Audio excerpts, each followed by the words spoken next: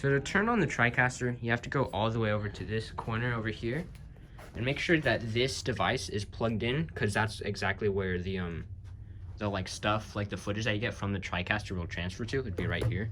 So you have to make sure that that's plugged in. It should just like plug into like a USB over there.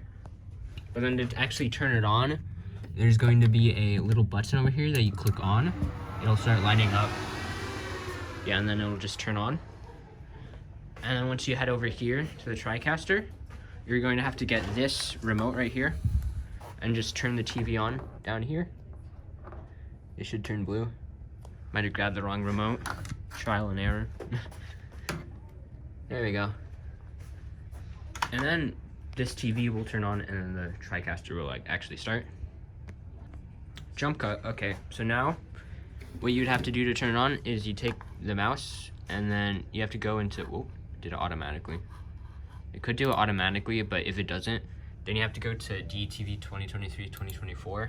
Click on that, click Start Live Production, and just wait for it to turn on. It'll take a second. And once it turns on, then you basically have it done. And to record, or well, to switch cameras, you just click on either 1, 2, or 3, whichever camera that you want. The cameras have to actually be on for you to see it, but you'll see the different cameras up here. And then from there, all you have to do is click stream/encode, and then it'll record the actual like footage. Don't click record or replay, because that one for some reason just doesn't work. You make sure you have to click stream and encode, and that'll basically just record it. And that's all you really need to know.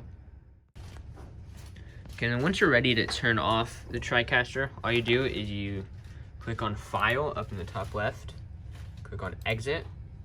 This will pop up, you just click Exit. Then it'll start shutting down a bit, but you have to wait a second. Then you click on this arrow, click on Shut Down, and then Shut Down Tricaster, and then Shut Down. And then it'll just say that, and then you can go on and just take the remote and shut it off. That's it.